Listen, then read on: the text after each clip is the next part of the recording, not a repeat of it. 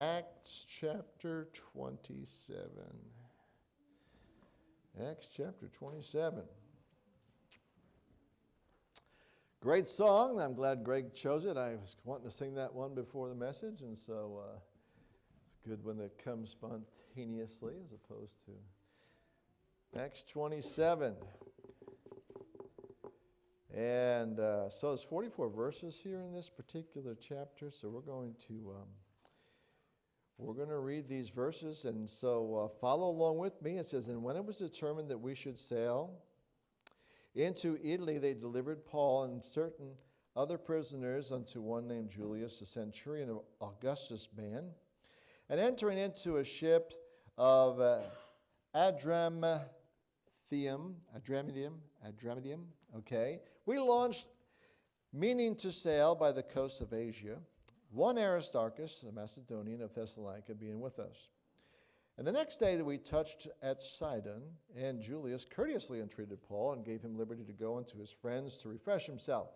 And when he had launched from thence, we sailed unto Cyprus because the winds were contrary. And when we had sailed over the sea of Cilicia and Pamphylia, we came to Myra, a city of Lycia. And there the centurion found a ship of Alexandria sailing into Italy, and put us therein. And when we had sailed slowly many days, and scarce were come over against Cnidus, the wind not suffering us, we sailed under Crete, and over against Salmone. And hardly passing it, came unto a place which is called the Fair Havens, nigh whereunto there was a city of Laodicea. And when much time was spent, and when sailing was now dangerous, because the fast was already past, Paul admonished them, and said unto them, Sirs, I perceive that this voyage will be with hurt and much damage, not only of the lading and the ship, but also of our lives. Nevertheless, the centurion believed the master and owner of the ship more than those which were spoken by Paul. And because the haven was not commodious to winter in, and more part advised to depart thence also, if by any means they might attain to Phoenice, and there to winter, which is an haven of Crete, and lieth toward the southwest and northwest. And when the south wind blew softly, supposing that they had obtained their purpose, loosing thence they sailed close by Crete. But not long after there arose against it a tempestuous wind called Euroclydon. And when the ship was caught and could not bear up into the wind, we let her drive. And running under a certain island, which is called Clauda, we had much work to come by the boat, which, when they had taken up, they had used helps undergirding the ship, and fearing lest they should fall into the quicksands, strake sail, and so were driven. And we being exceedingly tossed with the tempest, the next day they lightened the ship. And the third day we cast out with our own hands the tackling of the ship. And when neither sun nor stars for many days appeared, and no small tempest lay on us, all hope that we should be saved was taken away. But after a long abstinence, Paul stood forth in the midst of them and said, Sirs, ye should have hearkened unto me, and not have loosed from Crete, and to have gained this harm and loss. And now I exhort you to be of good cheer, for there shall be no loss of any man's life among you, but of the ship. For there stood by me this night an angel of God, whose I am, and whom I serve, saying, Fear not, Paul, thou must be brought before Caesar, and lo, God hath given thee all them that sail with thee. Wherefore, sirs, be of good cheer, for I believe God, that it shall be even as it was told me. Howbeit, we must be cast upon a certain island. But when the 14th night was come, as we were driven up and down in Adria, about midnight the shipmen deemed that they drew near to some country, and sounded and found it was 20 fathoms, and when they had gone a little further, sounded again and found it 15 fathoms. Then, fearing lest we should have fallen upon the rocks, they cast 4 anchors out of the stern and wished for the day. And as the shipmen were about to flee out of the ship, when they had let down the boat into the sea under color, as though they would have cast anchors out of the foreship, Paul said to the centurion and to the soldiers, "Except these abide in the ship, ye cannot be saved." Then the soldiers cut off the ropes of the boat and let her fall down. And while the day was coming on, Paul besought them to take meat, saying, "This day is the 14th day that we have tarried and continued fasting, having taken nothing. Wherefore I pray you to take some meat, for this is for your health. For there shall not an hair fall from the head of any of you." And when he had thus spoken, he took bread and gave thanks to God in the presence of them all. And when they had broken it, he began to eat. Then were they of good cheer, and they all also took meat. And we were in the ship, all in the ship, 216 souls, 276 people, ships loaded. And when they had eaten enough, they lightened the ship and cast out the wheat into the sea. And when it was day, they knew not the land, but they discovered a certain creek with a shore, into which they were minded, if it were possible, to thrust in the ship. And when they had taken up the anchors, they committed themselves unto the sea, and loosed the rudder bands, and hoisted up the mainsail of the wind, and made toward shore. And falling into a place where the two seas met, they ran the ship aground, and the forepart stuck fast and remained unmovable, but the hinder part was broken with the violence of the waves. And the soldiers' counsel was to kill the prisoners, lest any of them should swim out and escape. But the centurion, willing to save Paul, kept them from their purpose, and commanded that they which could swim cast themselves first into the sea and get to land. And the rest, some on boards, some on broken pieces of the ship. And so it came to pass that they escaped all safe to land. And so I hope you could follow the story as we were going along here to see exactly what was taking place here.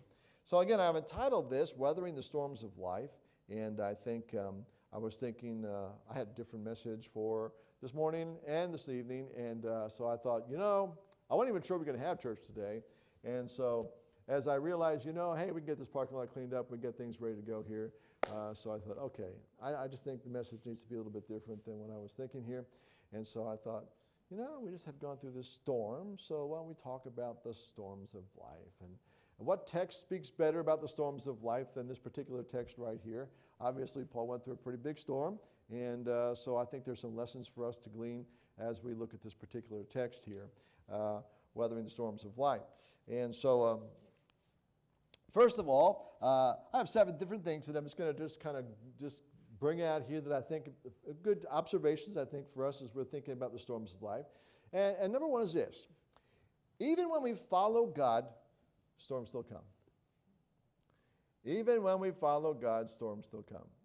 A lot of times people think that, when you're going through a storm, it's because you did something wrong. And truth be known is that you can be perfectly in the will of God and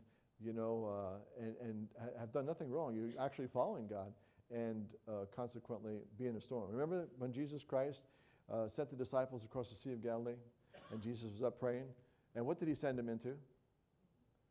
He sent him into a storm, right? He's up there on the mountain praying, right? And the winds go up there and they are in the midst of the storm and they think they're going to die. And these are mariners, right? So these are guys who are on the sea. And yet they were perfectly right smack dab in the middle of the will of God because Jesus is the one who sent them across the sea to get to the other side. He told them that's what they should do. But he sent them right into a storm. And Paul, Paul right here, Paul was in the will of God. Paul was going to Rome. This is where God wanted him to go. In Acts chapter 19, verse number 21, it says, "After these things were ended, Paul purposed in the Spirit, when he had passed through Macedonia and Achaia, to go to Jerusalem, saying, after I have been there, I must also see Rome." So this is what he said back here in Acts chapter 19, verse 21. Go forward a bit, Acts chapter 23 and verse 11. Acts 23:11 says, "And the night following, the Lord stood by me and said, Be of good cheer, Paul, for as thou hast testified me in Jerusalem, so must thou bear witness also at Rome." So Paul knows in the back of his mind, God is sending him to Rome, okay? He had a desire to go there, and God substantiated that. He said to him, Paul, you're going to go just like you've been a testimony for me here in Jerusalem. You're also going to be a testimony in Rome. And so Paul knew that God was sending him there to Rome so he could be a testimony. So he knew he was going to make it, okay? So he is on there, and basically this is not necessarily the way he wants to go. Basically he is with the centurion who is protecting his life but bringing all the prisoners there so they can be tried and stuff like that in Rome. But nonetheless, he doesn't have a lot of choice here. He is going, according to the will of God, to Rome, but he also has no choice because the fact he's with somebody who he's a prisoner of, and he's going there with the rest of the crew that's on their way to Rome also. And then, of course, in chapter 27, verse 23 and 24, okay, and we just were there, but nonetheless, I'll kind of follow along here, 23 and 24. For there stood by me this night the angel of God, whose I am and whom I serve, saying, Fear not, Paul, thou must be brought before Caesar, and lo, God hath given thee all them that sail with thee. So Paul knew, by the witness of God, the angel, God himself, he knew he was going to make it to Rome. This was a storm, but he knew he was going to make it there, even though there was going to be some rough times in between those two places. And so with that in mind, weathering the storm, even when we follow God, storms still arise. Paul was obeying God by heading to Rome, yet he still ended up in a violent storm. So you're going to go through life and you're going to be doing exactly what God wants you to. You're going to be obeying God. You're going to be doing what he's called you to do. It's very possible you're going to be completely in the right, and things are going to go wrong. A storm's going to show up. And you're going to say, what's going on here? And, okay, understand this. This doesn't mean you're not right with the Lord. This does not mean that you've done something disobediently. This doesn't mean any of it. You have to realize that even good believers, even people right smack dab in the middle of the will of God, are going to go through difficult times in life. It's going to happen. And so don't look at it like, I'm disobedient, I'm bad, something must be wrong here. Now, don't get me wrong. If something is wrong, you need to get things right, okay? But that doesn't mean, because the fact you're going through a tough time, that you've done anything wrong. Because right here, Paul hasn't done anything wrong, yet he's going through the same storm, right? Going through difficulties in life don't always mean we are off course. Okay? Because we think, okay, if I'm going through a storm, then I must have gone the wrong way. Okay? Now, truth be known, Paul told him you shouldn't go, but that doesn't mean he was off course. He's going to Rome. This is the way they were going to take him there. He's being taken to Rome. He doesn't have all of the decisions himself to make. Somebody else is making the decisions. He has input, but obviously they're not listening to him, okay? And so sometimes you are on a trip with somebody and they are in the driver's seat and you make your suggestion and they're not listening to you.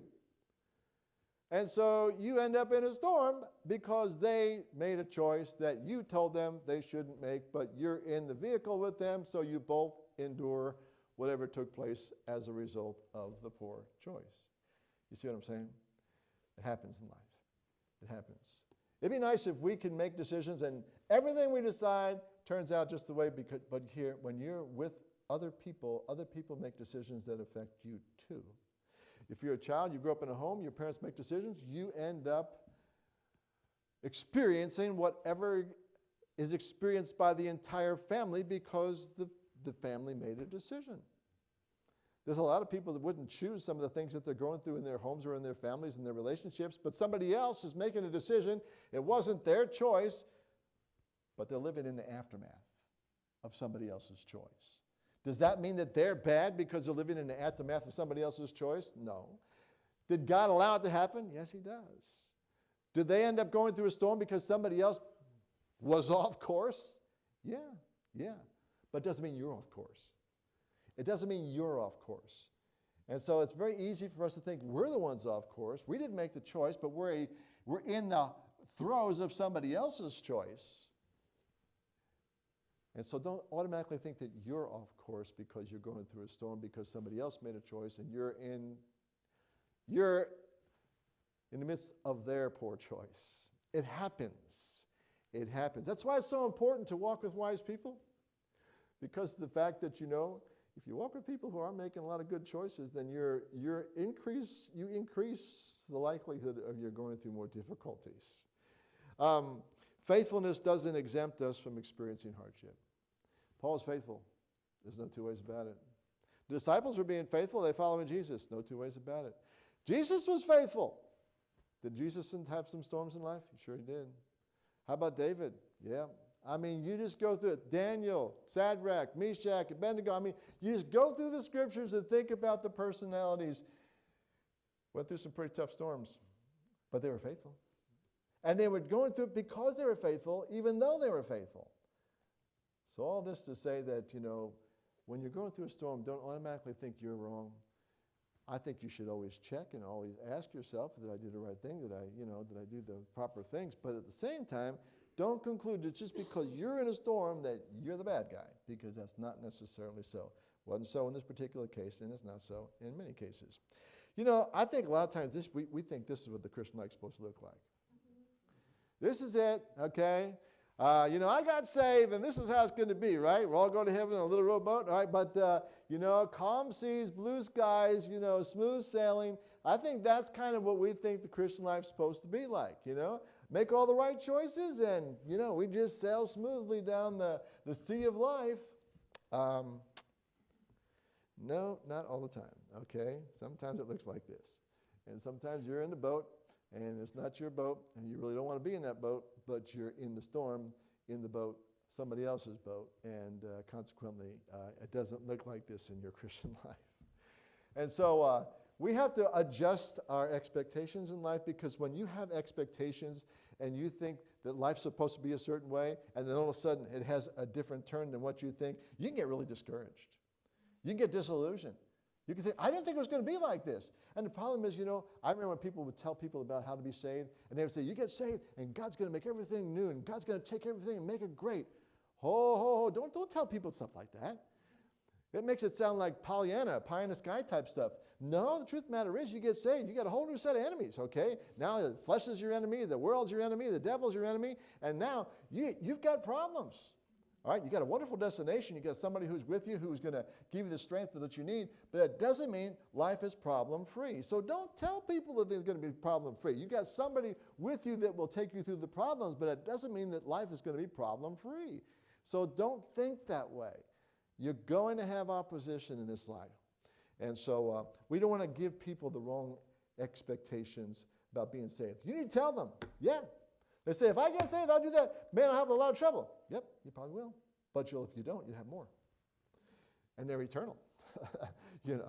Better to have problems down here for a little while and have eternity, with God than to have, fewer problems down here, but then eternity apart from God. And so many people make that exchange, and they just see life, the here and now, and that's it.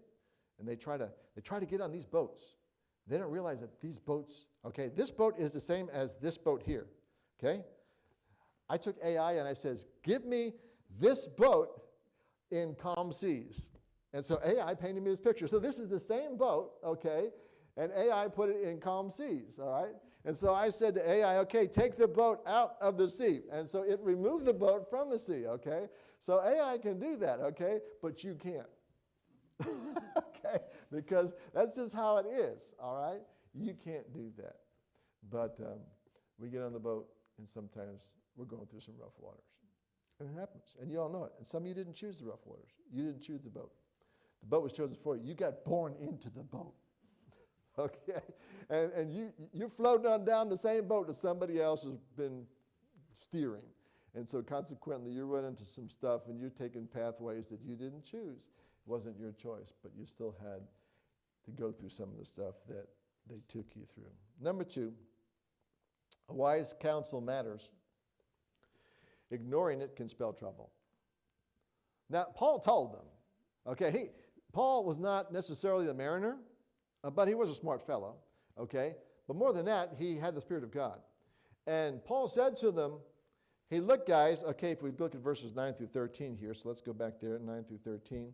And it says here, now, when much time was spent and when sailing was now dangerous, okay, so now we're in a time where, hey, this could be a bad time to sail. because the fast was now past, okay? And so there's certain trade winds that can crop up in different times, like spring. And, there's times that you get out on the sea and things can pop up really fast and you can end up in a bad situation quickly. He says here, Paul admonished them and said unto them, Sirs, I perceive that this voyage will be with hurt and much damage, not only of the lading of the ship, but also of our lives. Nevertheless, the centurion believed the master and the owner of the ship more than the things which were spoken by Paul. And because the haven was not commodious to winter in, and the more part advised, okay, we've got other people here chiming in, to depart thence also, if by any means they might attain unto Phoenicia, and there to winter, which is in a haven of Crete, and lieth toward the southwest and the northwest. And when the south wind blew softly, supposing that they had obtained their purpose, loosing thence they sailed close by Crete.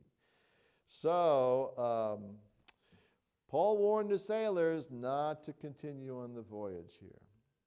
Okay? You know what's going to happen?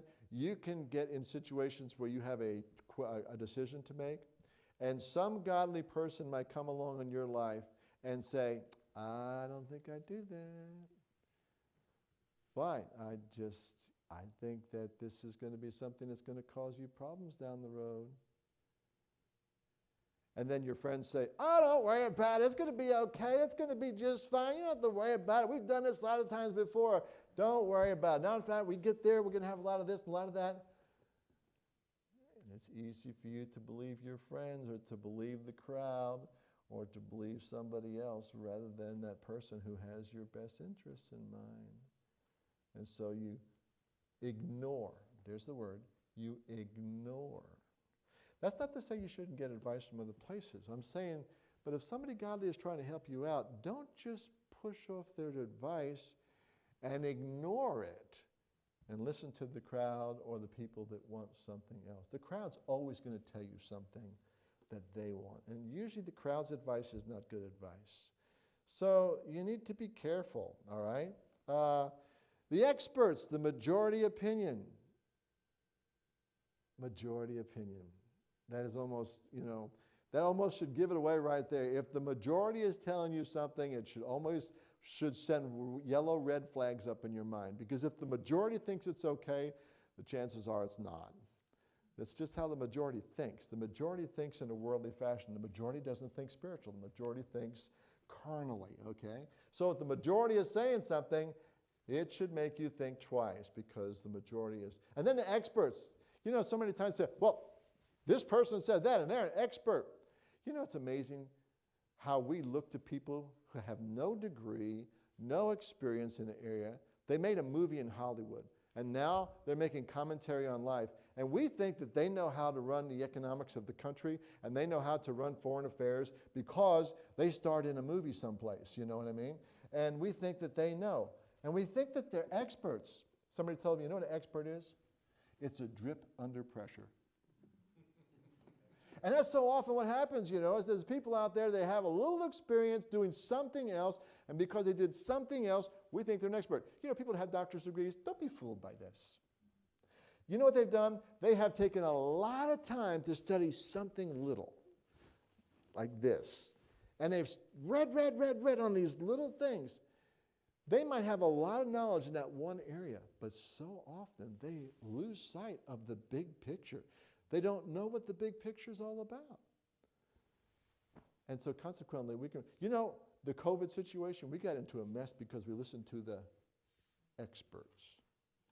Dr. Fauci, And we don't realize all the experts were involved in, We don't know how they were covering their own tracks and stuff like that, So be careful because in this life, we call experts people who's supposed to know something. And yet, you can be fooled because the experts and the crowd, majority opinion, and then get a little favorable wind, and you think, this must be the way to go, I prayed about it, and the sun's shining, so let's go. Be careful.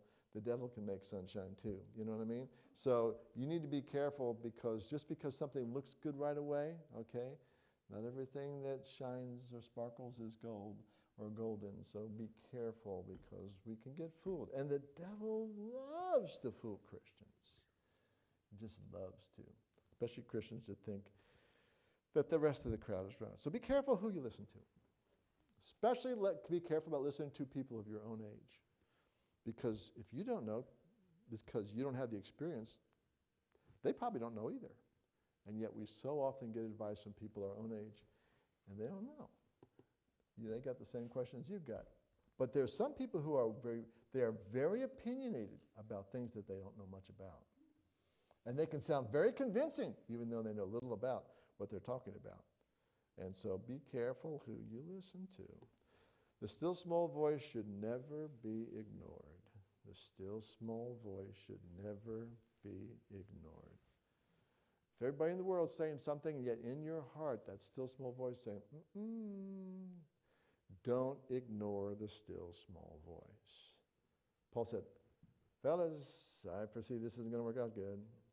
He was speaking because the still small voice of the Spirit of God was telling him, this is not going to be good. Don't ignore the still small voice. Number 3, in the storms, we often try to fix things in our own strength first. So let's read verses 17 through 20 here, okay? 17 through 20.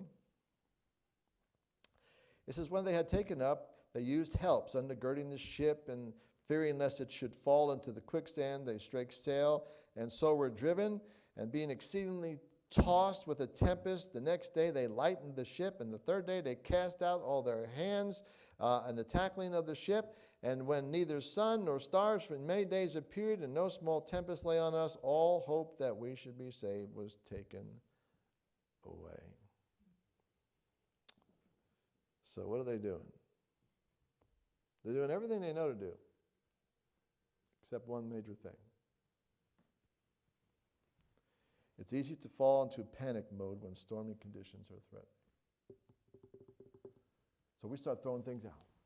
We start taking drastic measures right away. And then, so they're doing all that they know to do. The sailors tried everything that they knew before finally turning to God. And we're very prone to do that. We're very prone to try it. Take every tool out of our toolbox. We try to try everything that we can possibly know. And then when it doesn't work, yeah, right. That's exactly, yeah. Where are the instructions here? You know, where did God say? God needs to be our first resource, not our last resort. And so often people treat God as the last resort. We do everything that we know. Well, I tried this, and I tried that, and I tried this. Did you pray? Well, no. You know, has it come to that? Maybe we should start there. Maybe we should start there. We're so prone to go to the experts, so prone to go to what measures we think that we should do, and we don't even ask God. We don't even ask God for help. Now, Paul was telling them what they should do, but they didn't want to go ask God. They figured they were going to know how to get themselves out of this fix, and so that's what happens. Number next, 4. God's presence and promises give us steadiness in the midst of our storms. Verse 21 through 25. In verse 21.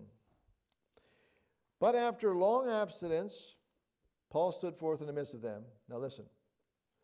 Paul didn't sit there the whole time watching this whole thing take place and say, I told you so. I told you it was going to happen like this. And that's what I said. I told you this in the beginning. I told you so. I knew this was going to happen. You didn't listen to me. You know, he held his tongue. That's the long absence we're talking about here. Paul waited until the appropriate time, until they exhausted their resources. He already told them a long time ago we shouldn't go, but they went anyway. So he's not going to sit there and remind them every time they have a problem, I told you shouldn't have gone this way. I told you should have done this. He's going to let them come to the end of their rope. And then when he gets to the end of the rope, he's going to say, no, will you listen to me? And sometimes we have to be wise and do things that way. Because, you know, sometimes people are not going to listen to us.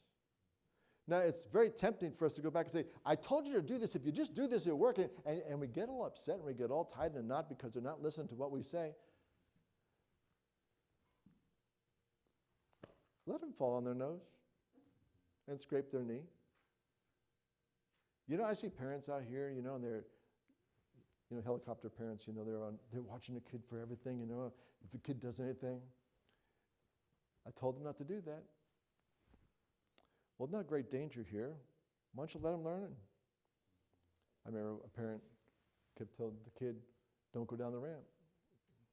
Kid went down the ramp, and he wasn't very steady. Boom, and he had a nosedive down at the bottom of the ramp, you know what I mean? Guess what? Kid knows now. I'm not trying to be, hard about this thing, but, there's sometimes you just have to let people learn lessons because they're not going to listen to you. You tell them once and you think, I told you. And they didn't listen to you, so abstain. Don't be nagging people all the time and tell them. Tell them, maybe once or twice, and then let them learn the hard way. You know when people learn the hard way? They learn. They just do. And it's not being cruel. It's being, I told you, and you didn't listen. So I guess I'll just watch and see how your plan works. And when you fall on your nose, you say, that hurts. Told you. And folks, it's not being cruel. It's sometimes we're just not ready to learn from somebody's advice. So we have to end up experiencing the pain because pain's very convincing. It just is. Pain says, I don't want to do this ever again. Oh, good conclusion. And by the way, one of the things you can do if you're one of the persons who told them to do something and they're doing it anyway, is don't tell them, I told you so. Ask them if you can help them. You know what I mean? In other words, it's not a point of you trying to say, I was right and you were wrong. It's a point that they eventually learn their lesson so that they don't continue to go down a road that's going to destroy them. That's the wisdom of this whole thing. You see? It's not you trying to say, I was right, you're wrong, and I told you you were wrong, and you didn't listen to me. No, that's just going to make them take another wrong turn again, just out of pride to prove that you're not as right as you think you are. Don't let them fight you. I always say, tell people what they need to know, and then get out of the way. Put it between them and God. Their issue needs to be between them and God. It's not between you and them. We wrestle not against flesh and blood, but against principalities and powers. Life is a spiritual battle. So don't you be the one that they're always fighting with. You tell them the truth and get back out of the way so that the circumstances of life or whatever God's going to do will teach them. And it doesn't matter if they remember your words or somebody else's words. What matters is that they learn and they finally do what's right. That's what matters.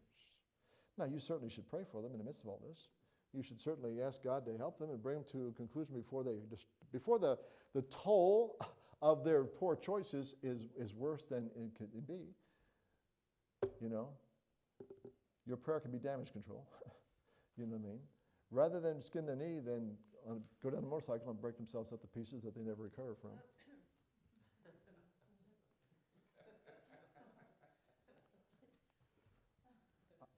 I don't know what you're talking about. You see what I'm saying? So, again, Paul is telling them what they needed to know here. So, in the middle of the storm, God reassured Paul that he would save everyone on board. So God's presence and promises give us steadiness in the midst of the storms. Why was Paul confident everybody else was scared? Because Paul knew we're going to Rome. God said we're going to Rome. I know we're going to Rome. How we're going to get there, I'm not exactly sure, but I know we're going to Rome, and I know I'm not going to die. Otherwise, I'll never get to Rome. So, and God also told me that if y'all just stay with me, you won't die either. So Paul knew what God said. He had God's presence and he had God's promises, and Paul could be confident because he had those two things. And when you're going through a storm, what you want to search for in the scripture is God's promises and realize God's presence is with you. He said, Lord, I'm with you always, even to the end of the world. God's presence is with you, believer. He never leaves you. He'll never forsake you. You have to be assured of that. God's presence is always there, but you need to latch onto his promises and claim his promises through your problems. It'll take you through the tough times. It just will. It'll strengthen you. It'll stabilize you. It will steady you in your Christian life. You know? There are people, when they get in a problem, they run all over the place. They're just frantic, okay? When in trouble, when in doubt, run in circles, scream and shout. You know, it's like this is the way that they go about life. When they have troubles, they just go crazy. And you're going, what's going on here? Okay, settle down, settle down. It's going to be okay. All right? People have lived through stuff like this before, you know?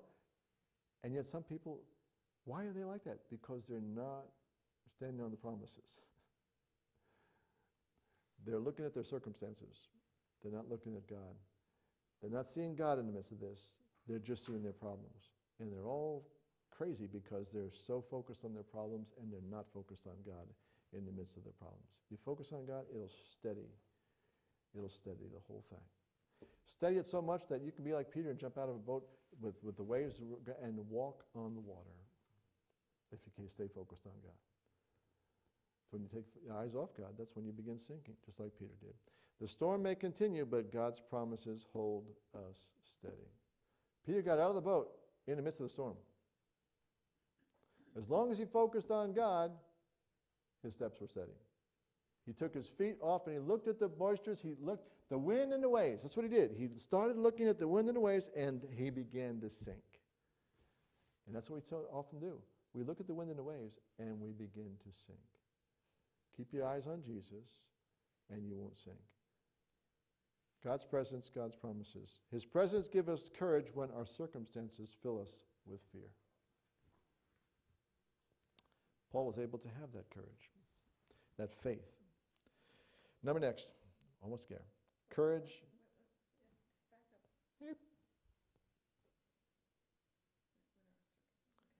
Presence gives us courage when our circumstances fill us with fear.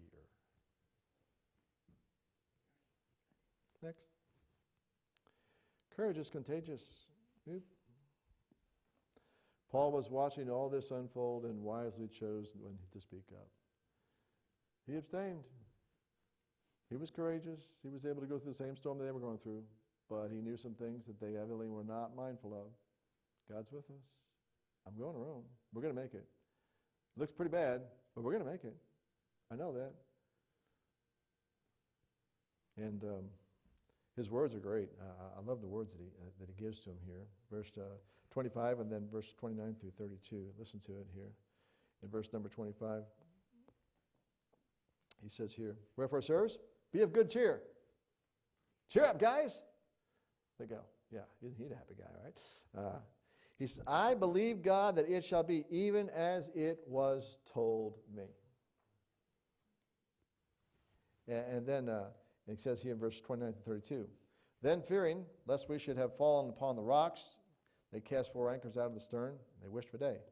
And as the shipmen were about to flee out of the ship, when they had let down the boat into the sea, under the color as though they would have cast anchors out of the foreship, Paul said to the centurion and to the soldiers, 'These guys don't stay in the ship. They can't be saved.'" What were they doing? They were jumping into the lifeboat and they were going to abandon this thing, and they were the shipmen were fixing to get out of there and let the rest of them just die. That's what was happening. The centurion's there, and Paul says, here's Paul, he's standing there, nice, courageous, and he's calm. He's watching these guys get in the boat. He says, "They don't stay in the boat, they're not going to be saved." Centurion said, "Cut the ropes." They cut the ropes to the lifeboat, and the lifeboat goes away. And they all stayed in the ship.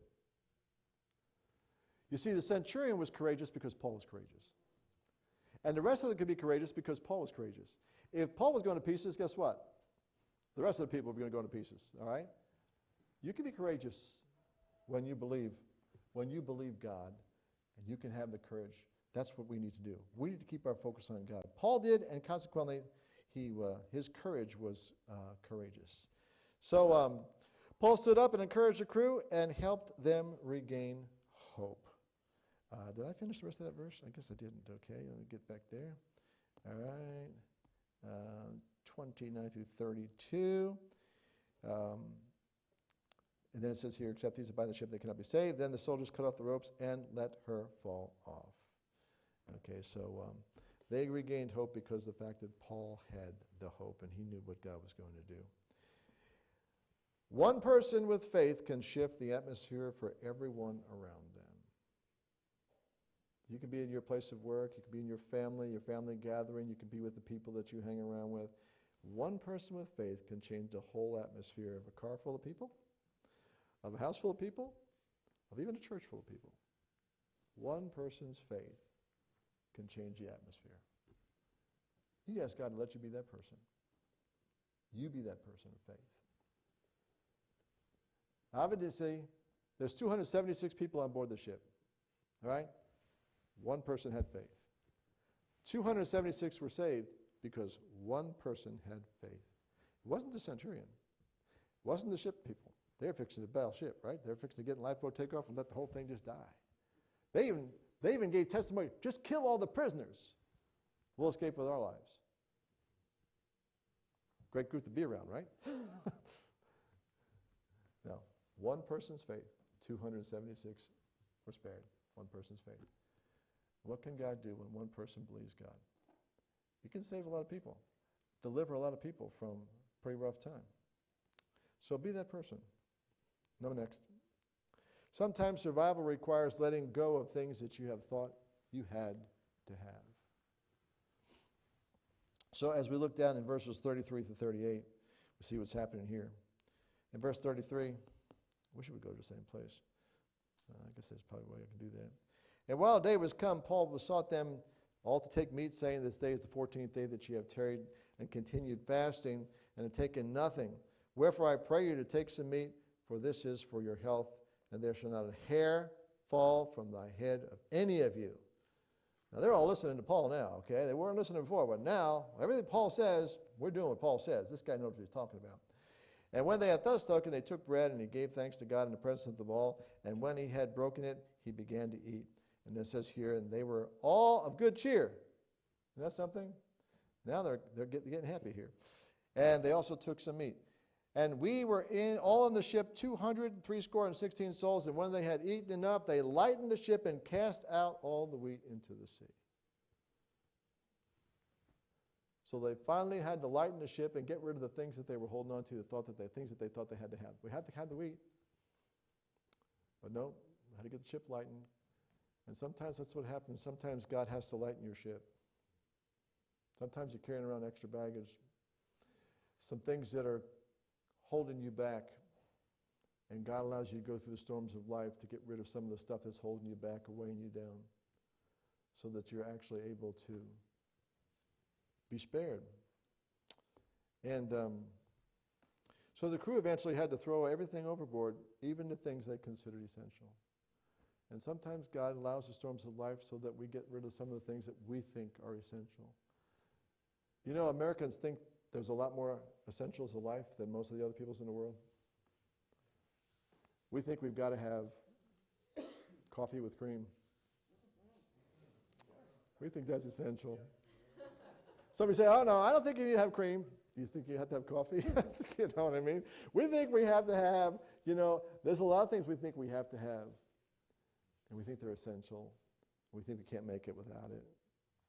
And yet, you have a storm like this come or something like that where your electricity goes off, you realize that you can live, actually. You can still live. You can live in one room that has heat rather than a whole house that doesn't. I mean, there's just things like that you learn. No, that's not to say that you're always going to do a thing. What I'm saying is we have a definition of what we think we have to be happy. And sometimes God brings us through things to help us to realize, you know what, you don't have to have half of this and you can still be happy.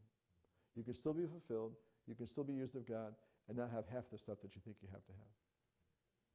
You ever find out that the more stuff you have, the more stuff that has you? Have you ever seen that?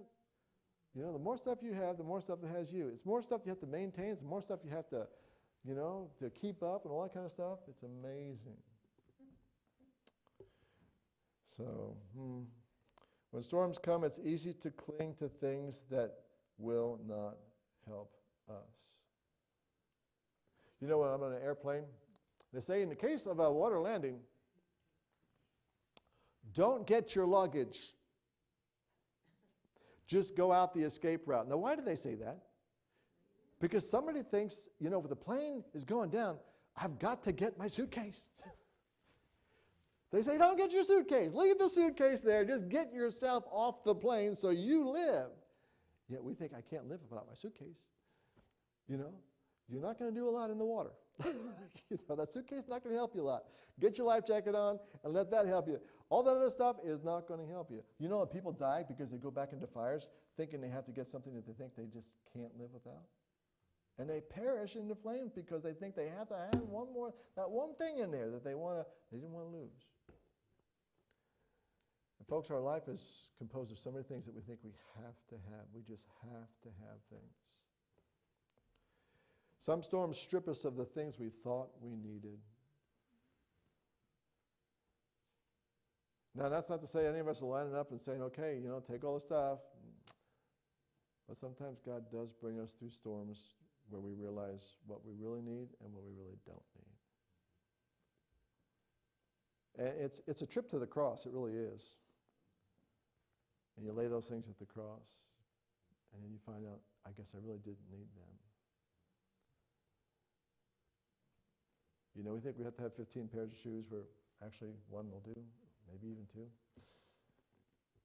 You know, we think you have to have a different outfit for all the stuff.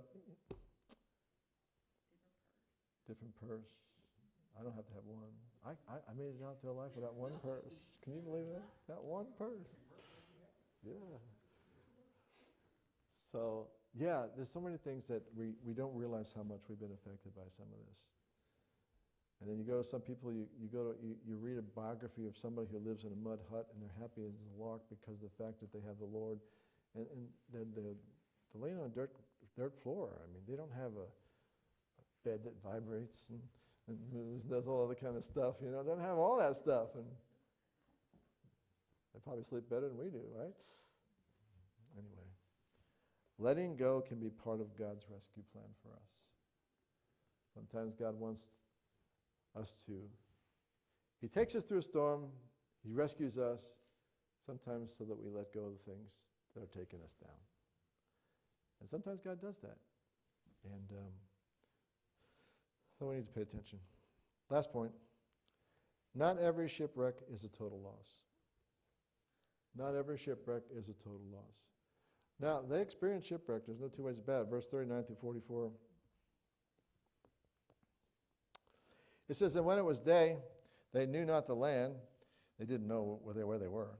But they discovered a certain creek with a shore, into which they were minded, if it were possible, to thrust a ship. They said, okay, there's a place right there. I think we can take our boat and head that way, and I think we'll be able to make it to land here. Let's see what we can do.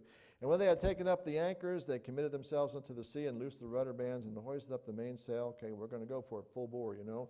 Put the mainsail up. We're going to go flying into this thing here so we can get as close to land as we can. And they hoisted up the mainsail, the wind, and made toward shore, and falling into a place where the two seas met. Okay, so you got water flowing real fast, and it's taking them in this direction here. It says here the ship, they ran the ship aground, and the foreparts stuck fast and remained unmovable. In other words, it's kind of like, you know, poof, you know.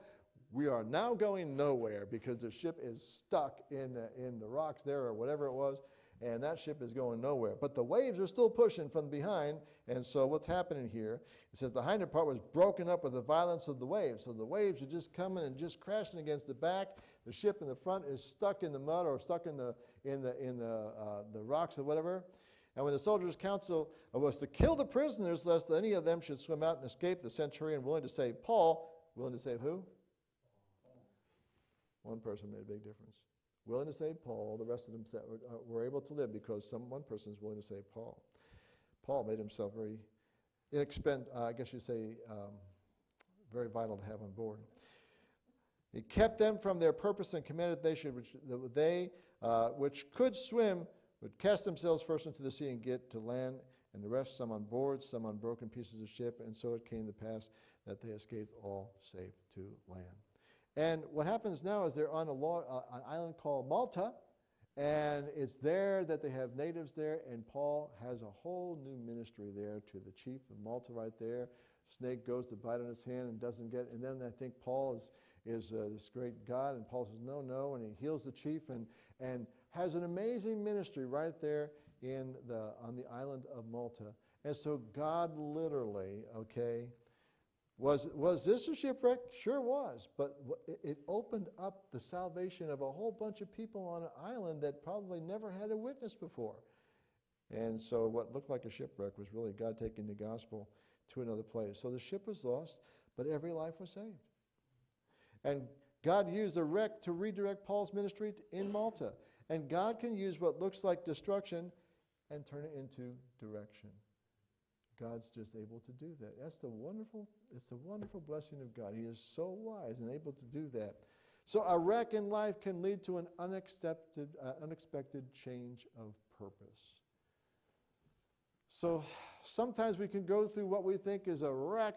This has just messed things up. But maybe it's just, Johnny Erickson Tata thought that her diving accident was it. It just totaled her life. Life was over. She's paralyzed. She's now a quadriplegic. Johnny Erickson Tata has had the most amazing ministry because of her shipwreck.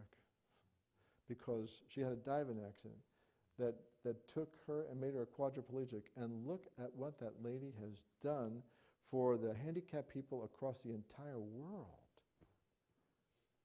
What looked like a shipwreck, looked like destruction, was just redirection.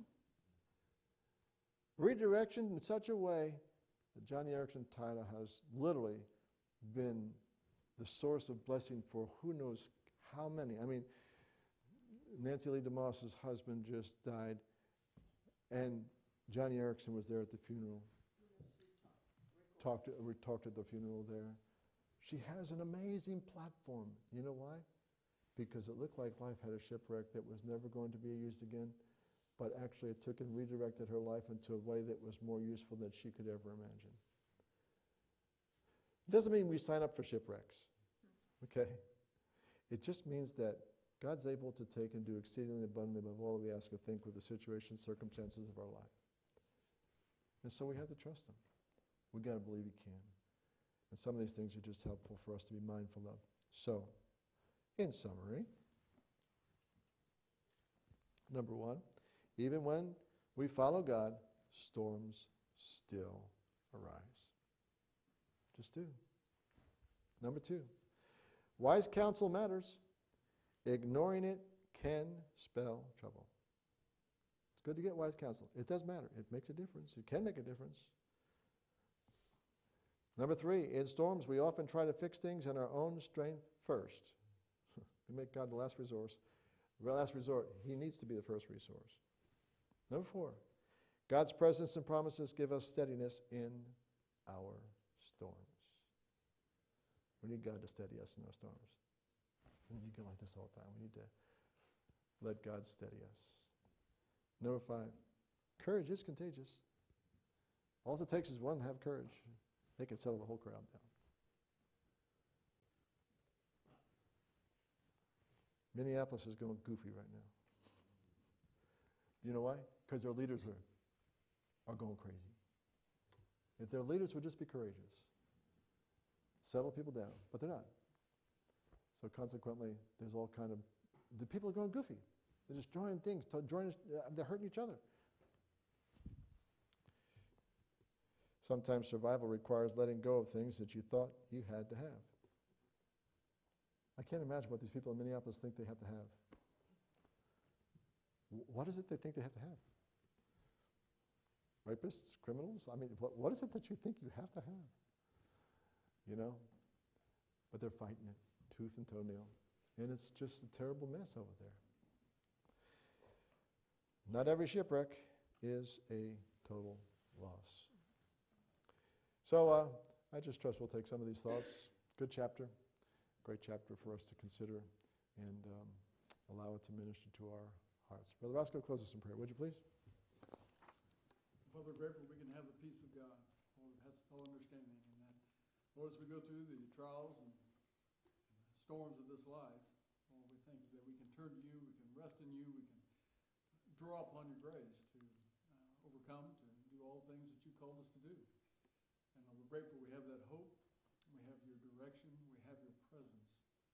I just pray that you would help us to always listen to you and to follow your leading, seek wise counsel, Lord, seek your word, and